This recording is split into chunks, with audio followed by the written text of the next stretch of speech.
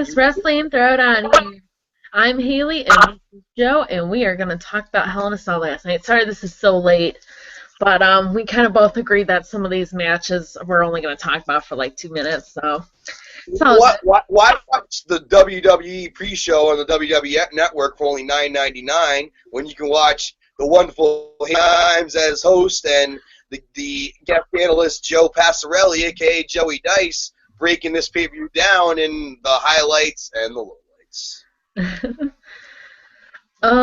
The pay-per-view altogether was rather boring to me anyways, except for the ending. Really, the ending was like the only thing I really liked. I'm not sure about Joe's feelings on this, but it looks like he agrees. We kind of talked a little bit about this, but Joe, what are your thoughts on the whole pay-per-view process? I mean, it almost seemed like they phoned it in until the mass match, because every match, we'll break it down with the match psychologies as we go, but, like predictable is one adjective you can use, stale is another, repetitious, unsettling, so that's kind of the adjectives I would describe this undercard. The main event, more than delivered. I don't want to say it over-delivered necessarily. I thought they followed a certain pattern, and I'll get to that when we get to that match.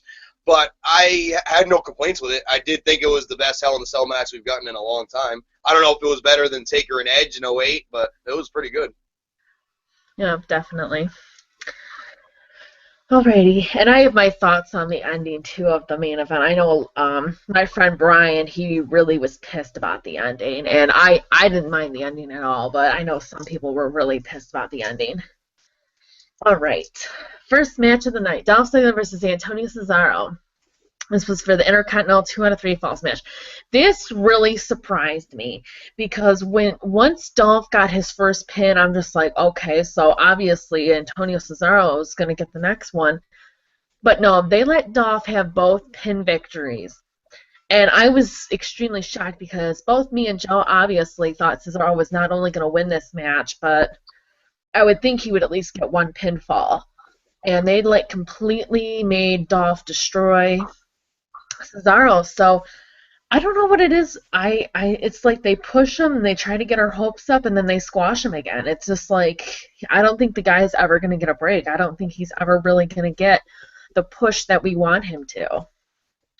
The Dolph and Kevin Castle show, which is a popular podcast I listen to on the Epic Sporting News YouTube channel, they feature a lot of their clips, and they compared Cesaro to a modern-day Dean Malenko, and they may not be wrong.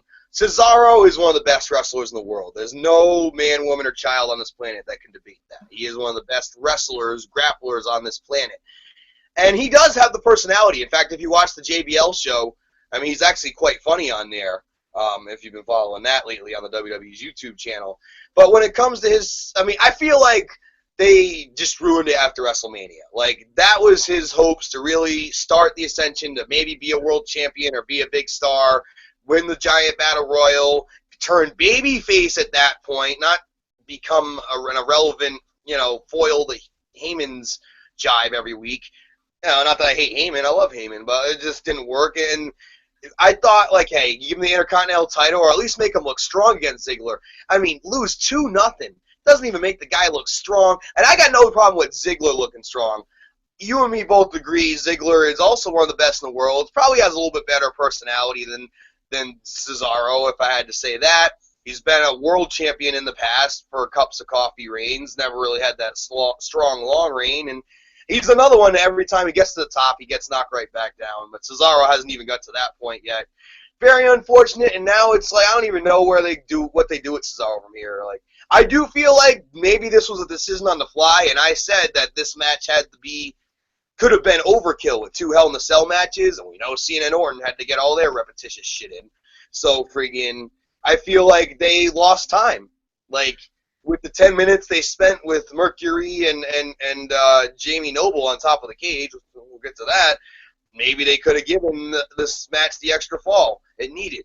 Why even book a 2 out of 3 Falls match if that's what you got? And even the way they booked it, Cesaro wins on Raw, do you think he gets a title shot off that? No, he gets his title shot on SmackDown, loses, but then gets a 2 out of 3 Falls match as a reward for losing.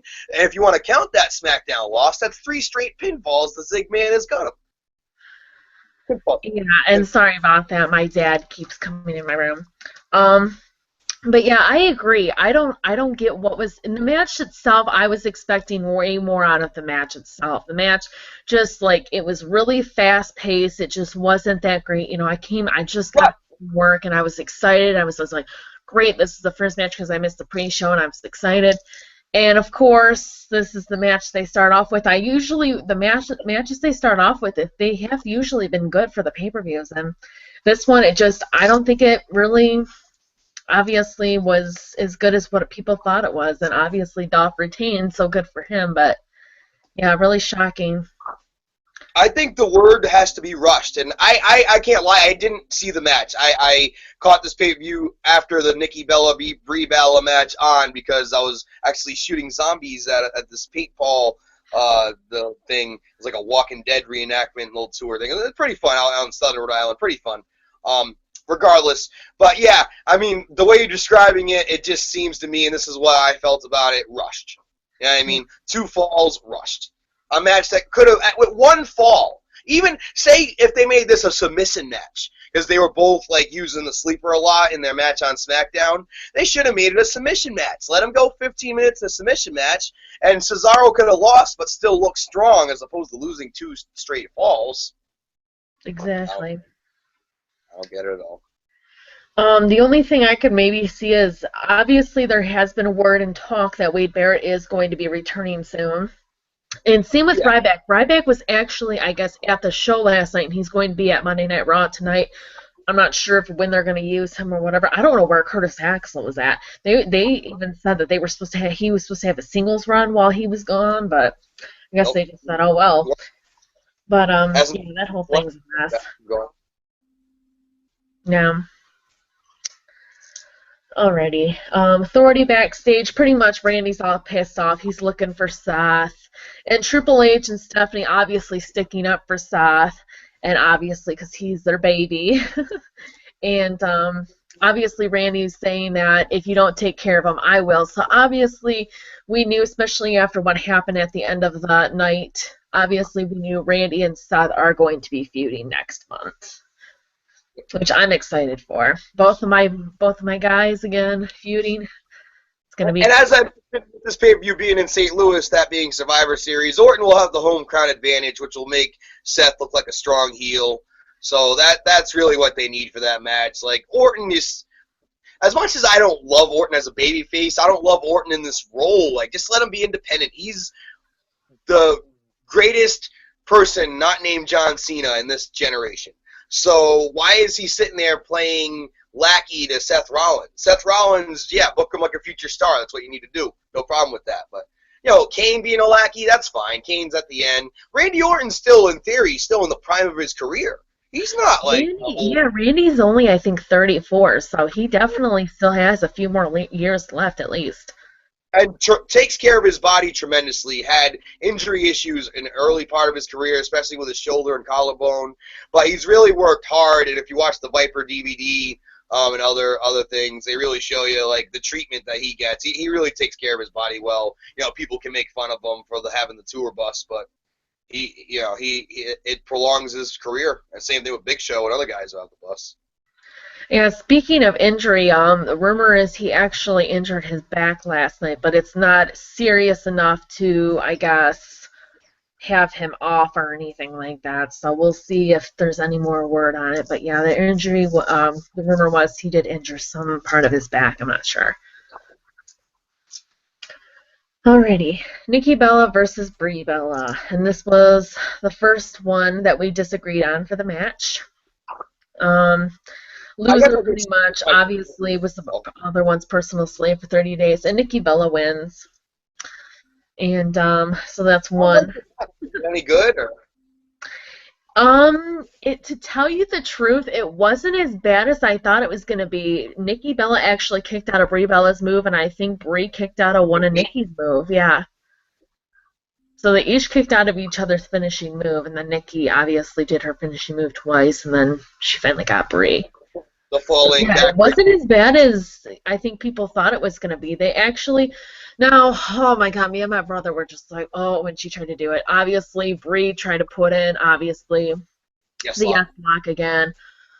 Oh, I just want to as much as I like Brie, I'm just like, seriously, either Daniel Bryan seriously really needs to work on her, or she just doesn't need to do it anymore.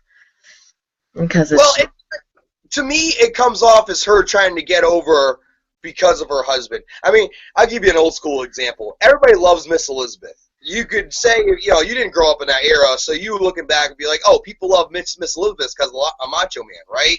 Wrong. Miss Elizabeth was her own entity. She was actually a babyface manager to a heel. Yeah, well, they loved her when she was with Hogan and everything too. So. Yeah, exactly. She was with Hogan. She turned heel in the NWO. She did a lot of different stuff, but like she always stood on her own merit. And there's no one that can tell me like, oh, Miss Elizabeth only got over because she was Macho Man's wife in real life, and da da. No, that wasn't the case. And they actually were legitimately married in the 80s and divorced in the mid 90s. Randy Savage and Elizabeth. That wasn't a work. The marriage was kayfabe, but they were already married. But anyway, I digress. Brie Bella, she's trying to get over, and that's why like I've kind of turned on Brie and this whole P mode thing. I stole the P mode line from Don Tony, but like, like she just comes off like, hey, I don't like how she treats her sister. Like, I know the shows will work, but still, it comes off so conniving. Like, I watched yesterday's episode when I got home from the pay-per-view, caught the end of it, and it was Brie, the mother, and the brother, all like talking to John Cena and trying to be like P modes, like, oh, well, Nikki always talked about getting married, and I know this is what Nikki wants. Like, why don't you let Nikki dictate what Nikki wants, all right? Like, for God's sakes. So that's why I come off with that. And like, Nikki Bella is dating John Cena. There is in no way, shape, or form her character. You wouldn't know that unless you watch Total Divas or know wrestling. Like, I mean, you just watch Raw, you wouldn't know that there. I mean, and I got no problem with them acknowledging Brie and Brian as a couple, and no problem with them and vice versa with Nikki and John. But Nikki's not trying to get over. Nikki's using this as an opportunity. I can be a heel. I can cut promos. I can be like, there's not too many big divas, so I can almost be a powerhouse diva. I know Beth Phoenix is, and Karma's and other giant divas around. China. I mean, Victoria. She can be, besides Stephanie, the most powerful diva, just based on, her size and ability alone. But, with Brie, and they keep humiliating her in the storylines, and, like, that's why I thought Brie might actually win, because it was actually change it up a bit. I mean, just because it's always the same thing. Like, I don't know. Like, I'm done with Brie. Like, I'm disinterested in her. Brie's gonna end up winning in the long shot, obviously. But Nikki, for right now, Nikki's probably gonna, obviously get her to be her slave because, she wants revenge, and that's the whole thing. I mean, this can be done well. I remember when Eddie did this with Chavo Guerrero in WCW, and like, he made Chavo wear this shirt. Eddie's my favorite wrestler, and it was fucking hilarious. It was some of the best stuff you'll watch from WCW if you go back and watch that stuff, the Eddie and Chavo stuff. But like, it's just Nikki and Brie don't have that chemistry, and like Brie doesn't have that on-camera chemistry. Brie's like charisma is like the equivalent of Linda McMahon. Like, seriously, like she doesn't have that charisma, and that's why she's trying to get over. And not just the yes lock, the yes chance, all that shit. I mean, you're with your husband on the shelf, you're trying to get over because people miss him. And the only reason, and I'm going to tell this right now on the Wrestling Throwdown, the only reason why people can't yes when Brie does it is because of Brian. Not because of her, because they miss Brian. Because Brian has truly earned the hearts of most wrestling fans, around the world, and people legitimately miss that guy. But like with her, and I know we gotta get all the other shit in. I don't want to keep going on a Brie rant, but that's just my thing. It legitimately comes off, whether her botch usage of the yes lock, her annoying uses of the yes chant. Just get over on your own merit. You want people to know who the real Brie is? Show us. Because to me, you look like Cruella de Vil, or at least that's how she acts like. And Nikki is can't stand it anymore, and I sympathize with Nikki. And Nikki, go ahead.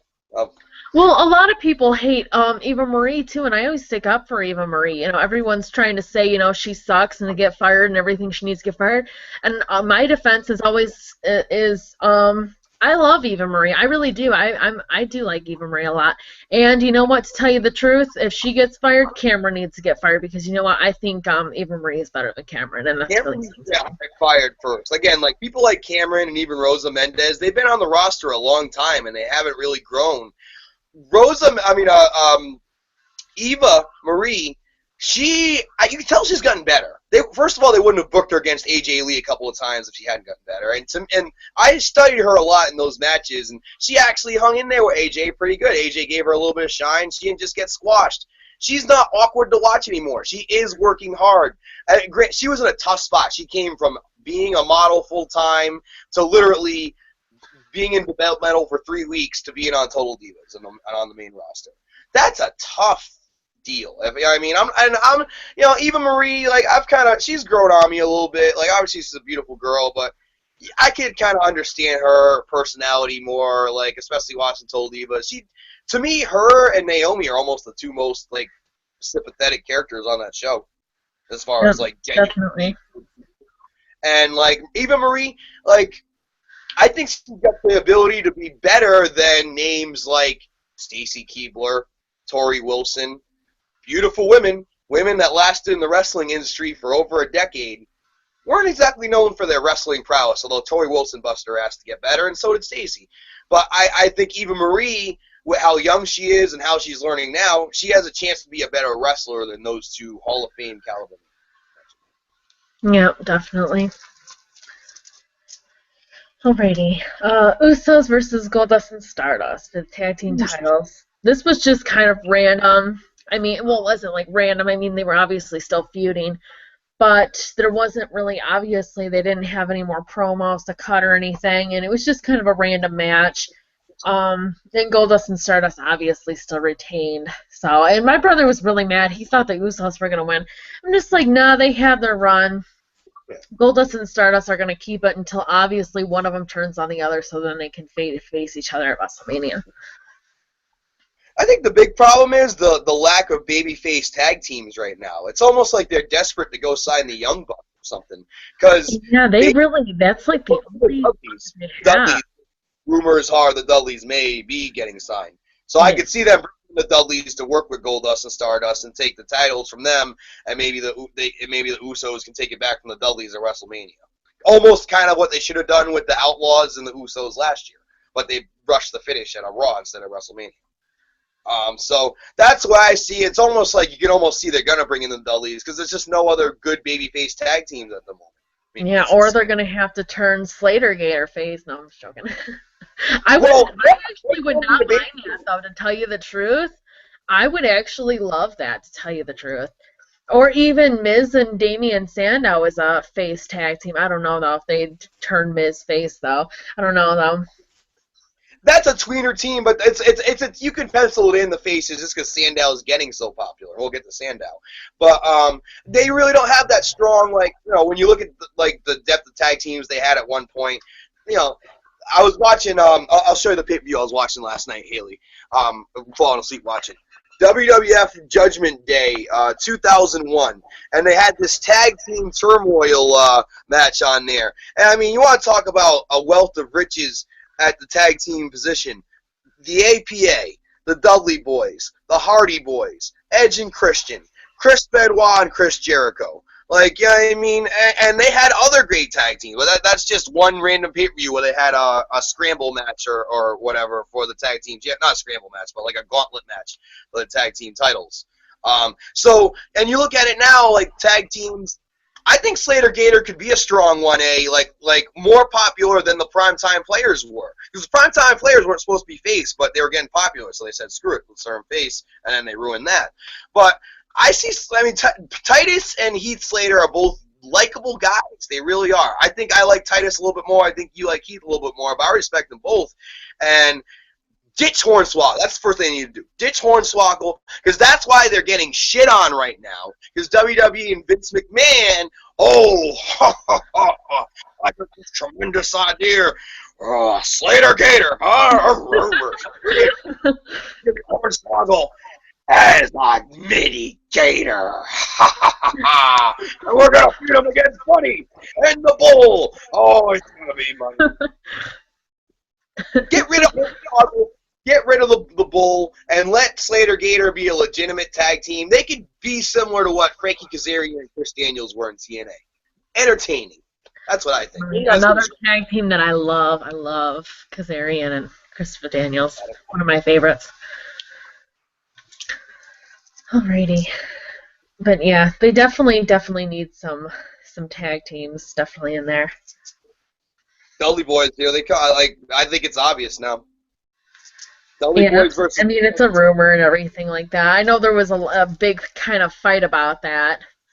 I don't know if you've seen that. Someone posted about that, and and shout out to him for posting in the group. That was awesome. But I didn't see the debate. What, you got all heated about that?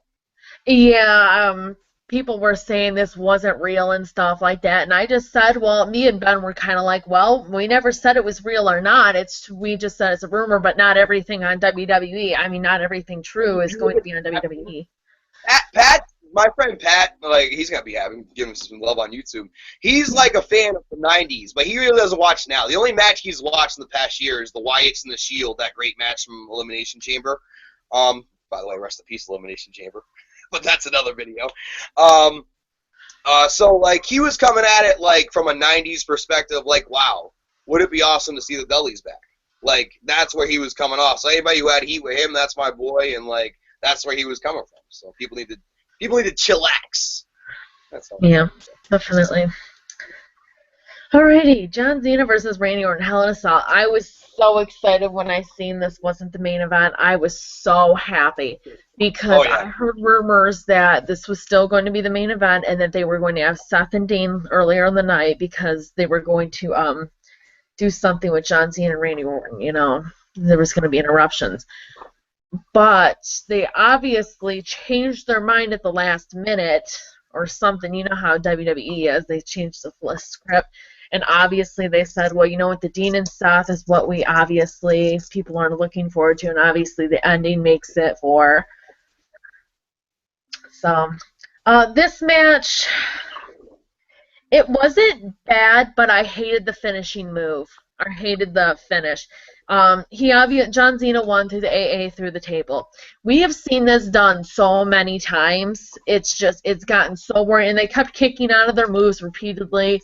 It was just the same shit over and over and over again, and it just drove me nuts.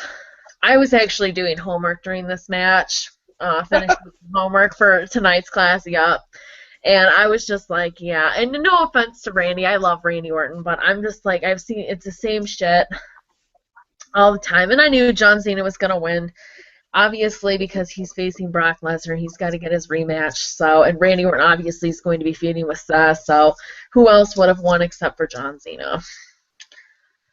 Well, I mean, the good news, we'll probably get Brock at Survivor Series, because Cena Lesnar 3, if you're not counting Extreme Rules 2012, is a big match, and that's a big match worthy of headlining Survivor Series. I will give it that.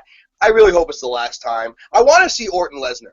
I kind of hope Orton gets the better of Seth in their feud and gets an opportunity to fight Lesnar at the Royal Rumble. And that would eliminate Orton from winning the Royal Rumble as well. So, I really want to see Orton versus Lesnar once. There's money in that match. It's never been done in a big stage. And they can't, obviously with Batista, I'm telling you right now, people who think Batista's coming back, ain't gonna happen. Deal with it. Now everybody misses him because he's freaking big star, Guardians of the Galaxy, even though everybody... I was one of the only ones who stuck up for the animal, by the way, throughout this whole process. But, they ain't gonna get him. He's signed on to be a Bond villain. They're gonna do a Guardian sequel, Avengers movies. He's gonna be the most successful wrestler in the movies not named Dwayne Johnson ever. So, and the fact that we're probably going to get Rock Triple H at Mania, I think almost guarantees we'll not get Batista, because Batista wants to wrestle Triple H at WrestleMania. That's a known fact. So, yeah. But yeah, that's my thought. As far as the finish, I felt the same thing. I was with Kayla and the Jazz Man, my Strike Zone co-host, watching this at the Boneyard. Big shout out, West Warwick, Rhode Island. Watch the pay-per-views for free over there and get some bomb-ass wings. But I said the same exact thing you just did. Just that finish with the second rope AA through the table a million times. The match itself felt like a greatest hits. You know, it's just, we've seen it a million times. Like, enough already. This is like when Macho Man and Hogan fought in WCW in 2000 for a millionth time, or Hogan and Flair. Like, when it's enough, it's enough. They just can't tell any more stories. It's not their fault. Just they can't do anything. Definitely. That's why I'm glad it wasn't the main event. You and me both. You and me both.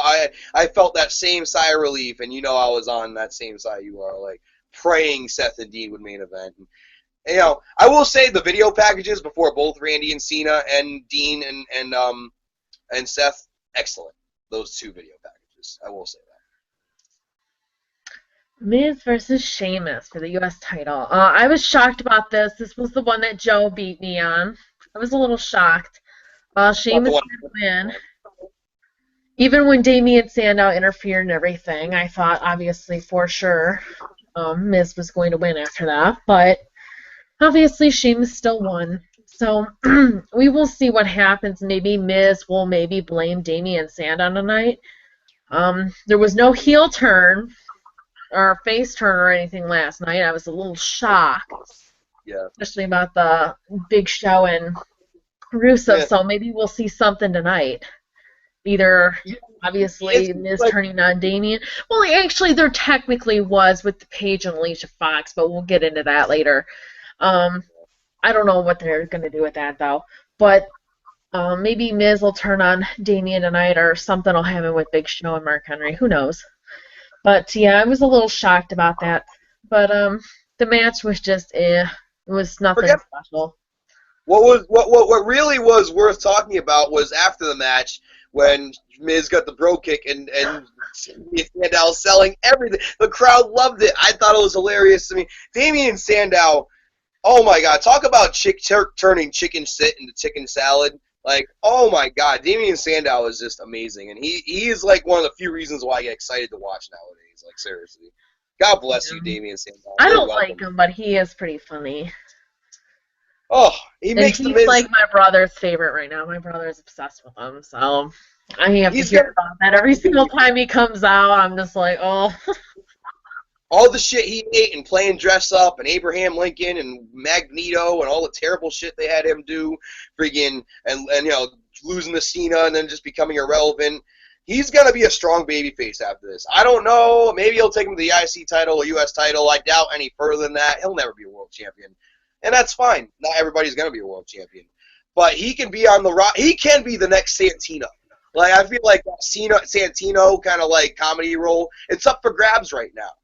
They tried to force Adam Rose in it. Obviously didn't work. We haven't seen him in weeks, too. It's so funny. Yeah.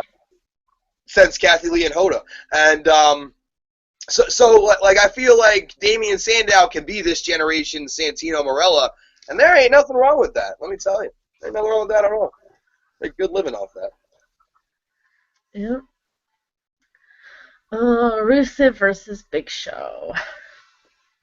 Now, this was kind of a little bit of a shock. I mean, it wasn't a shock for who won, but it was a shock for Mark Henry not turning heel. I thought for sure when he came out, and especially when Big Show threw Rusev back in the ring, I thought Mark Henry was going to obviously... And I'm really shocked that Mark Henry did not turn heel. I was really, really shocked. But Rusev obviously won again. Now, did Big Show pass out? Because he didn't tap out. Yeah. Did he pass out again? Yeah, he did. They had him pass out. Okay. Yeah, I finished a few times now. I mean, I wasn't in love with the finish. And, you know, Mark Henry and Big Show's bromance continues. And it's almost like, I almost give them credit in a way because they had us believing the heel turn would happen, only for it not to happen. So in a way, I'll give them credit. Like, hey, like they made us think one thing and they went another way. Almost like the Seth Rollins heel turn. Like, I don't have an issue with that necessarily. But it did just contribute to another, like with Mark Henry coming out. It was like you almost root for it. Like, all right, fucking Henry. Oh, he's reaching for his hand. He's gonna slam him finally, and then they cut to the next promo. Like, oh. Yeah. But I guess we can definitely say Rusev and Big Show's feud's probably done with, and Rusev can move on. Hopefully to Sheamus, the U.S. title. Rusev, with Sheamus now advancing most likely past this Miz feud. To me, St. Louis, Missouri, a very prideful, American city, and the crowd could really be hot for Sheamus in a U.S. title defense against Rusev, and Rusev winning the U.S. title at a Big Four pay-per-view, Survivor Series, Big Four pay-per-view, old school fans. That would be big, and you could keep the U.S. title on him until WrestleMania and really have something magical with that. So that's why I think they should go with this. Doesn't mean they're going to, but let's face it, he's running out of opponents in Rusev, and that's why they prolonged this Big Show Mark Henry thing for a while. So we're done with this, and now I just feel like Sheamus, they both need it. It would help freshen Sheamus. Not that he's American, but I guess he's the best we can. Irishman, he's the best we can. Yeah, Irish versus a Russian. Yeah. For the U.S. title.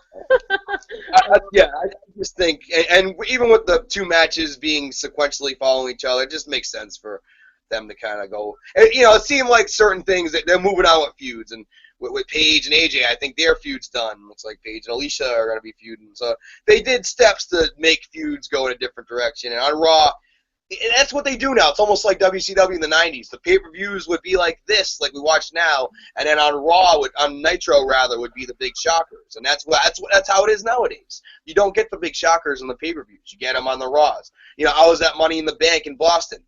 I thought it was a good pay-per-view. The next night on Raw, The Miz comes back, Chris Jericho comes back, AJ Lee comes back. They saved all the surprises for Raw. So it just seems like how they are nowadays. They want the ratings, even though they barely crack a 3.0, and they're so ratings driven or desperate for ratings that they Seth Rollins turning heel would have been a great. Yeah, they even said that was a last minute change. That was like an hour before Raw even happened. That they were just told Seth, "Okay, you're turning heel tonight." Yep.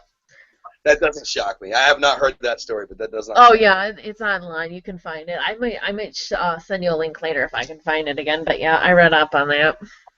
Because I was surprised. I was just like, were they planning this or what? But yeah, it was a last minute change. Vince came in or something and said, you know what, we need ratings. So he pretty much told Seth an hour before the show, you're turning heel. Yep.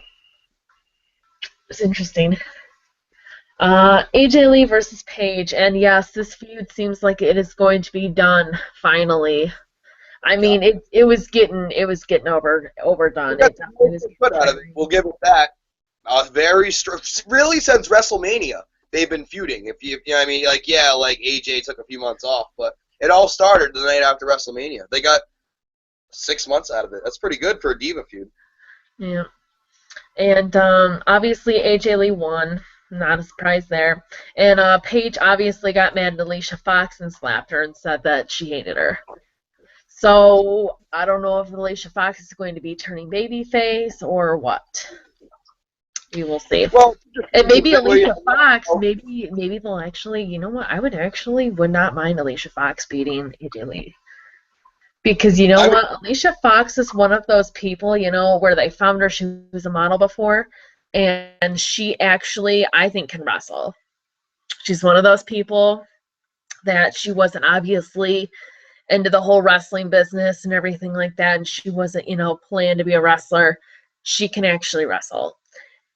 And maybe it would get her, obviously, Paige a little bit upset too, and then Paige and Alicia Fox can then feud for the title. It would be good. After, Alicia Fox beats AJ Lee, Paige can get mad and be like, oh, how can you beat her, but I couldn't beat her, So it could, fix both of those up real good. So I definitely feel like they might actually give Alicia Fox, I think this will be her second reign with the title. Yeah, can you hear me? Yep. All right, good. I never know when I get booted out. Yeah, I'm definitely feeling the AJ Lee versus Alicia Fox, and then Paige and Alicia Fox then feuding for the title. How do you feel about that? Alicia Fox is a former one-time Divas champion. She's a very good wrestler, and her character. Definitely for a model. That's what I was just saying. I thought for a model, she's definitely good.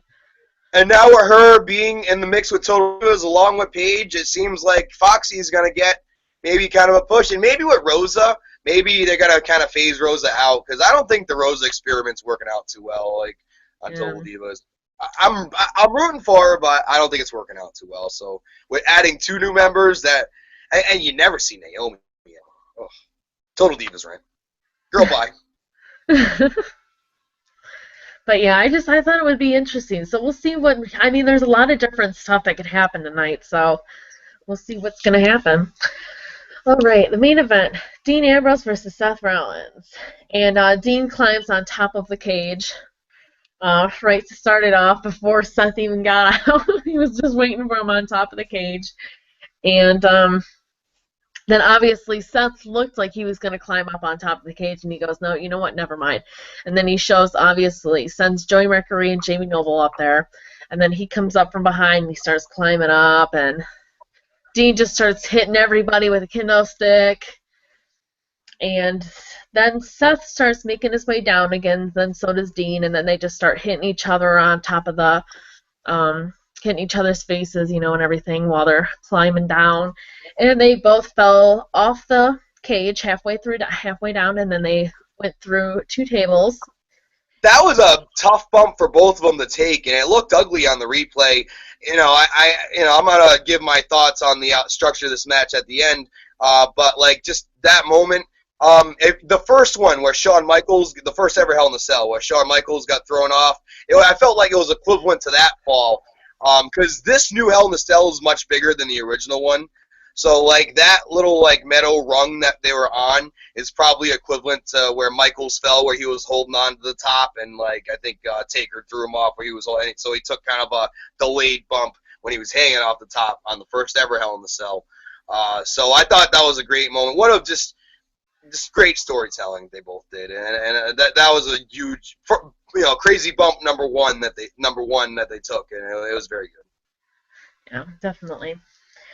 And then obviously the stretchers started coming out, and they were acting like, this match was going to end. And my brother was just like, they're not going to end this match. I'm like, no, they're not going to end it. I'm just like, do you really think Dean's going to have this end like this? I'm just like, Dean will get up. Just watch. And I was right. Dean obviously just got up and ran over to Seth. And they continued their match. And they had a few more crazy bumps. I think Seth put Dean through a table. And then Seth hit the cage, I think, twice when Dean dove into him. I think Seth hit the cage twice with his back, slammed into it pretty hard. And then, Dean eventually got 2 cinder blocks, and he put them in the ring. And he was acting like, obviously, he was going to do to Seth what Seth did to him. And all of a sudden, the lights go off. And I'm just like, I don't think Randy or John Cena is coming out. I'm just like, I did hear rumors that the Wyatts were going to show up tonight. I'm just like, can they actually? I'm just like, will they actually do this? And obviously, the lamp in the middle of the ring with smoke coming out, and Dean just looking at it, and obviously Seth was obviously confused too. They were both confused. And then all of a sudden we see Bray Wyatt, but no sign of the Ascension or Luke Harper and Eric Rowan. So I don't know if they're going to play into this maybe tonight if they come out or something, but maybe Bray Wyatt might be on his own right now. They might have just pushed him on his own, and that's fine with me. And obviously Seth capitalized on it and obviously won. So, yeah, I was actually pretty shocked about the whole Bray Wyatt thing. And, I mean, not really about him returning, but I was shocked that, everyone, all these rumors and everything about the Ascension coming back and about, how he might be turning babyface. And it looks like they just completely, went over our heads and just did something completely different. Like, he is alone, but it looks like they're not going to. It's still a possibility that the Ascension could show up later tonight, or Luke Harper and Eric Rowan can still be on his side. But it doesn't look like Bray Wyatt is going to be turning face, and it looks like he might be alone. It's kind of like the new Wyatt, people are saying. And I know Brian, my friend Brian, you guys probably know him in the group. he was really upset about this ending, and he was just like, I don't care what anybody says, this ending was bullshit. He goes, and he was really upset because he's a really big fan of Dean Ambrose. And I'm just like, well, they wanted, obviously, the Seth and Dean feud to end, but they still wanted Seth to make Seth look strong, obviously. And Bray Wyatt was coming to return, and so what better way to, kill two birds with one stone? I mean, I'm just like, I can understand why you didn't like the ending, but we had Bray Wyatt return, and it was a great match. So, I mean, sometimes you're not going to get that ending that you want. You're not going to get always a clean finish, but I thought it was great. I did not mind the ending at all. I mean, and I'm not just saying that just because my man won. I mean, obviously he got a cheap victory, so I would have liked it. Badass Brian Shovelton? Yeah. By any chance? Yeah. RICW official and referee, Badass Brian Shovelton.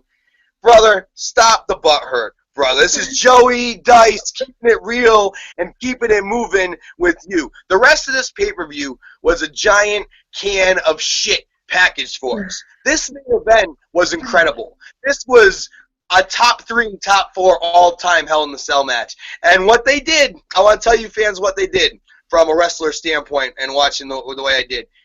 They take out the thumbtacks and take out the chokeslam through the cage, and they reenacted the Undertaker-Mick Foley match. Think about it. They reenacted it. The Undertaker-Mick Foley starts. Mick Foley playing the Dean Ambrose role. Climbs on the top. And obviously it's a little different, like Undertaker's this big, imposing heel, where Seth's coming out with the 2 lackeys. But it still had that same kind of feel to it. I mean, they started on the top. When's the last time they even did that? Started on the top and brawled on the top for 10 minutes. You see the cage kind of going like this a little bit, like, oh, like, if he does a curb stomp or if there's a back body drop, someone's going through this motherfucker. Like, so it was great. And then, like you said, we talked about the spot. I compared it to the Shawn Michaels spot in the first one. Obviously Mick was thrown off the Hell in the Cell. That was probably the worst bump in the history of wrestling. Mick told Undertaker to do that on the fly. Undertaker, that was not a planned spot. And, but then, the stretcher spot, again, like Mick Foley was on a stretcher. This time they both took it as a double down. They both went off the stretcher. Dean comes up like Frankenstein, the baby face, and the match continues from there. And you knew it. They weren't even inside the cell yet. So, all right, this match has to start now inside the cell, now that all this hysterics is over. So it started. It was great. And then, look, Bray Wyatt comes out. I mean, I had no faith in what they were going to do. I'm not going to lie. I love the promos they've been doing with Bray Wyatt. But I had no faith. As a Bray Wyatt fan, I had no faith in what they were going to do with this guy. Take the Ascension apart, aside from it. Take Luke and Eric Rowan aside from it. Because right now, what I want is Bray Wyatt to become the star, face or heel, become the fucking star that this guy needs to be. Because the WWE needs stars, and this guy is one of the best chances they have, besides Dean Ambrose and Seth, in getting a fucking star for the next 5-10 years. And Roman Reigns as well. Focus on him, and now he's back in a main event feud with Dean Ambrose, who's been the hottest babyface. This is going to be incredible. And we already know these guys are going to tear it up in the damn ring. 2 guys who are very similar, great promos, brawling, physical style, great selling, great storytelling. I'm a Dean Ambrose fan. I predicted it. I wanted Dean Ambrose to get the, yay, I beat Seth moment. It didn't happen. It's okay. I liked what they gave me. I hated every other element of this pay-per-view. It made me want to jump off a cliff.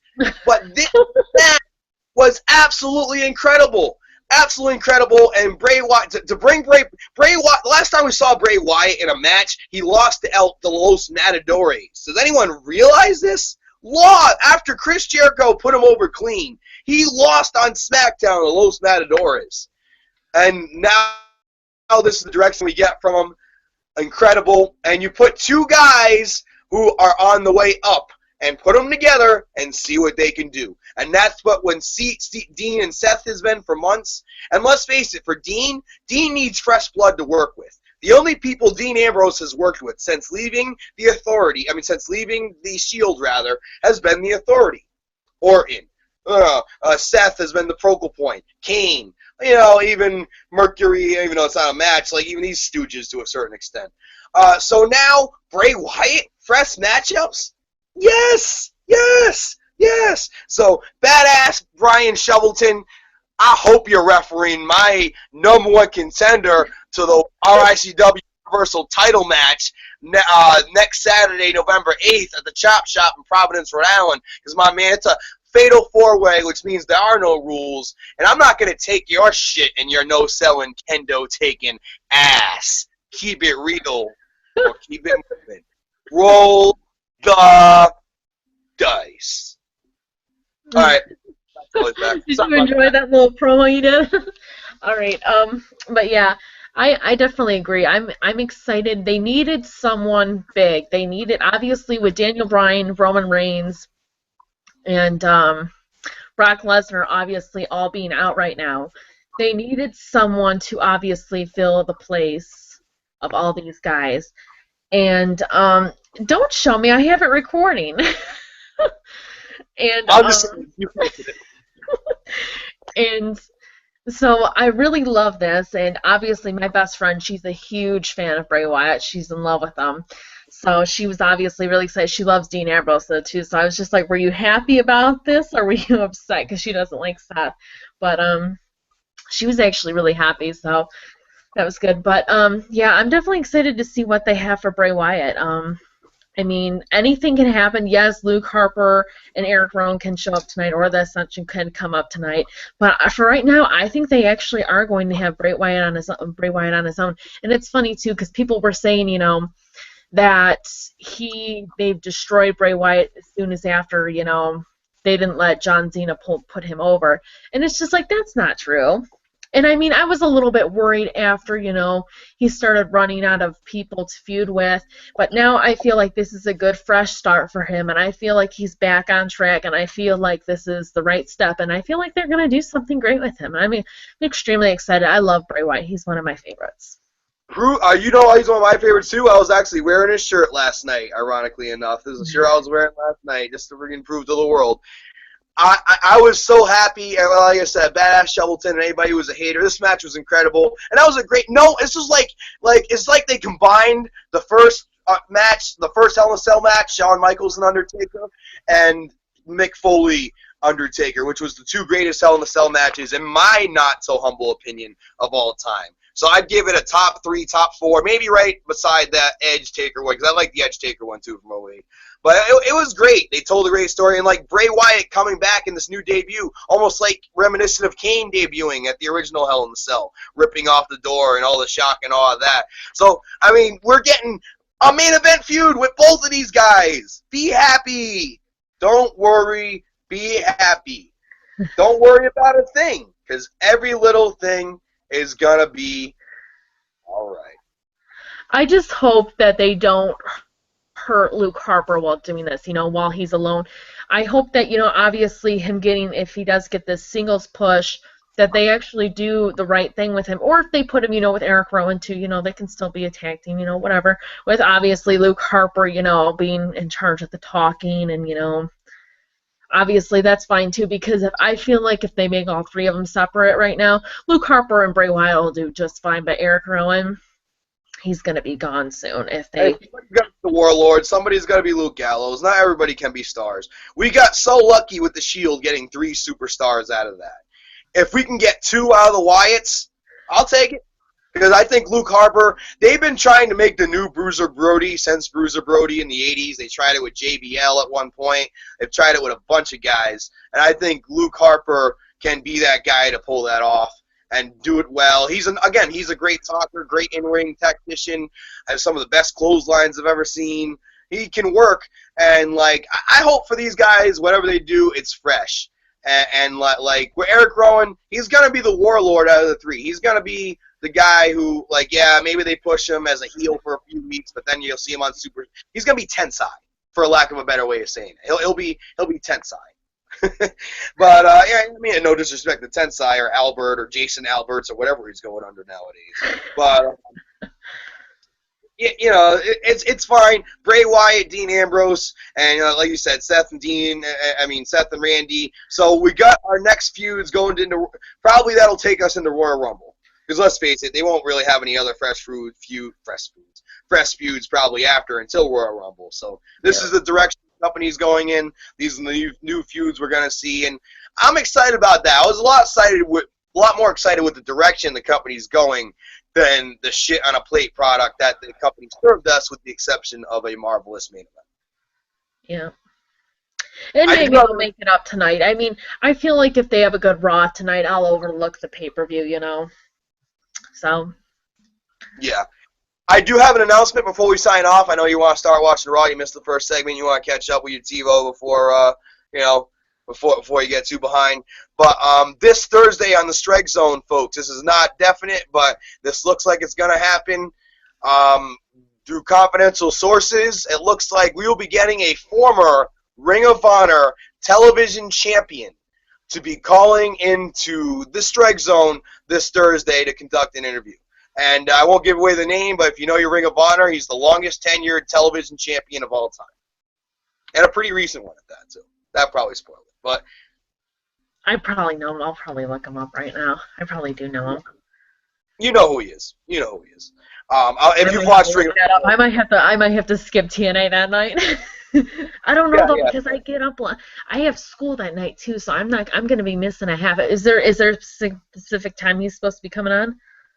It'll probably be from the 8:30 to 9 o'clock range, probably in that general vicinity. So right when I get home at 9, he's going to be, damn it, you need to record it for me. It depends. We're working on the interview, and it's whenever he can be available. So it may be at 9, it may be right at 8 to start the show. But it will be on social media, on the Joe Passarelli Facebook, obviously, and I'll put it on my Twitter as well, and I'll make an announcement on YouTube and the Instagram as well. So I'll be on all my social media platforms. All right.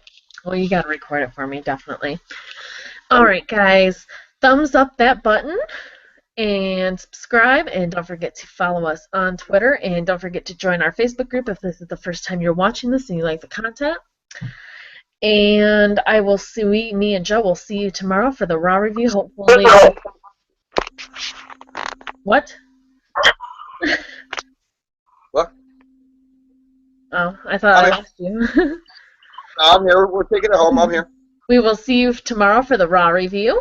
And hopefully Raw tonight will make the pay-per-view, obviously, and all the good feuds. So we will see you in the next one. Thanks so much, guys, for watching, and I will see you in the next one.